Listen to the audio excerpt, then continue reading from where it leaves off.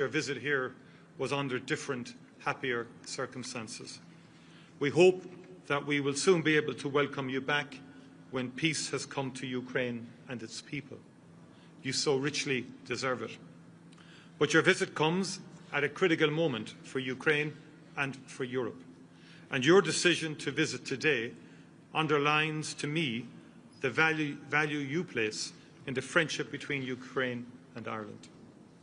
Ours is a relationship built on shared values, freedom, democracy, the right of all states to determine their own future, values that the people of Ukraine have sacrificed so much to defend and to protect. The brutal and illegal war that Russia has waged on Ukraine and that it continues to prosecute has brought devastation and destruction to people, to communities and infrastructure in Ukraine. President Putin has shown a complete indifference to the value of human life and to international laws and norms. Even as efforts to bring the war to an end advance, he seeks to gain advantage at the negotiating table by intensifying Russia's relentless onslaught on the front line and on Ukrainian cities and infrastructure. He must never be allowed to succeed. Ireland is a small country, and like all small countries, we rely on the rule of international law for our security and safety. We believe in the principles of the United Nations Charter, in the sovereign equality of all states, and in the obligation on members of the United Nations not to use or to threaten the use of force against the territorial integrity or political independence of any state.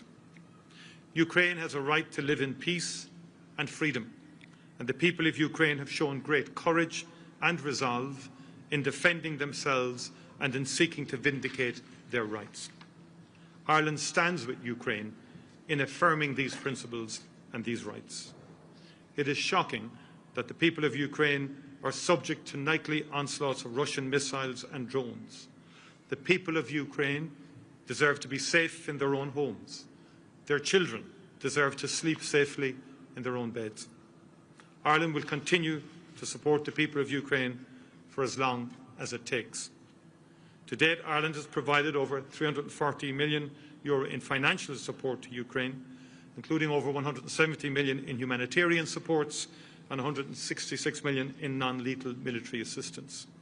And today I am pleased to announce that we will provide a further €100 million in funding for non-lethal military assistance and another €25 million to help Ukraine support its energy system. Russia is deliberately and cynically targeting energy plants and infrastructure in Ukraine, knowing how difficult winter can be and hoping to weaken the resolve and morale of the Ukrainian people. We are making our contribution to help to ensure that Putin does not win. We have in addition also, of course, invested significantly in providing a safe haven for Ukrainians who have sought refuge from the war in Ireland. In our meeting today, the President and I discussed how much we both value the strong and positive relations between our countries. We are both committed to seeing them continue to strengthen and to grow in coming years. The focus for now must be on how Ireland can help Ukraine defend itself and its people. But peace will come to Ukraine.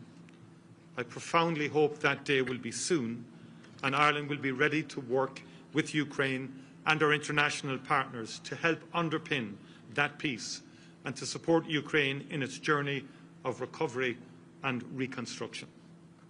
Today we signed the 2030 roadmap on the Ireland-Ukraine partnership, an agreement to strengthen our bilateral relations, including in areas such as cyber resilience, educational cooperation, including between universities and technical institutes, and culture.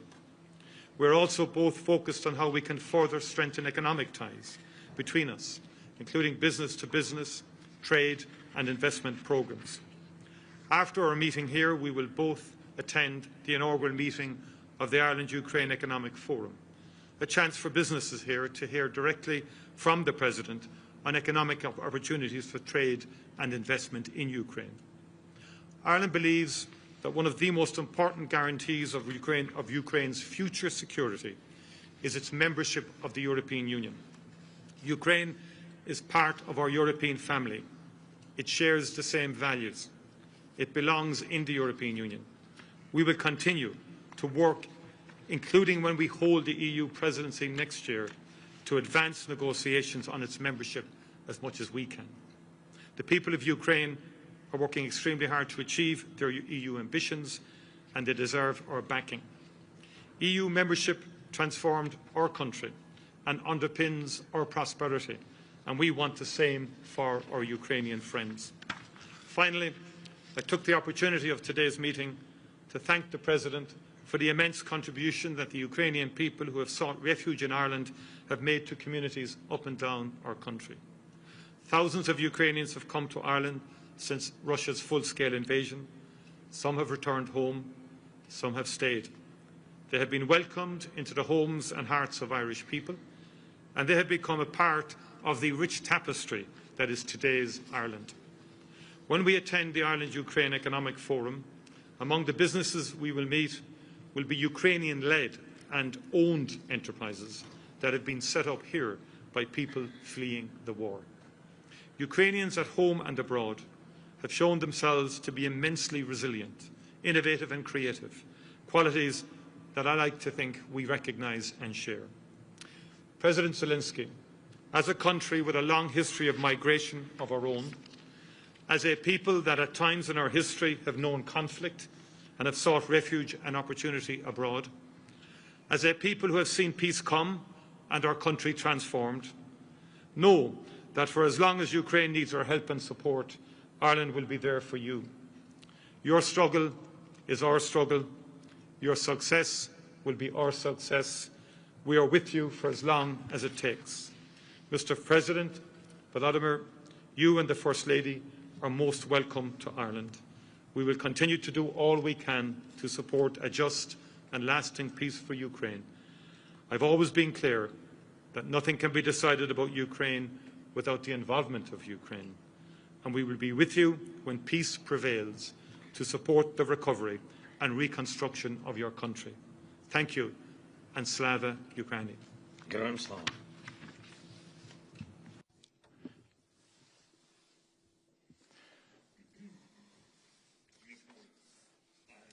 Mr. Micheál, dear Taoiseach, our dear team of Ukrainians present here,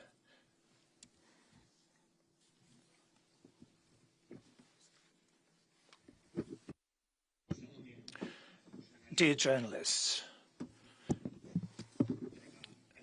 dear Ireland, today marks the first official visit, and Micheál mentioned that, and it's a given fact.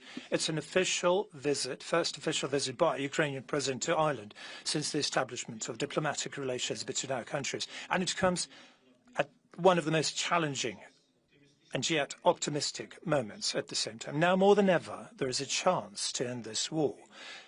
It was here in Ireland this morning that our delegation gathered after meetings in America with the US President's team. And there are now 20 points that were developed in Geneva, and they were worked upon additionally and finalised in Florida. Some things still need to be worked out from what I saw. America is taking serious steps to end this war, one way or another, and our task, and I'm sure that this is our common task for everyone in Europe, is to really end this war, the war, not just to get a pause in the fighting. We need a decent, dignified peace, and for that to happen, everyone must be on this side of peace. Everyone in Europe and all nations that value peace. Ireland is a neutral country, but it is certainly not an indifferent country.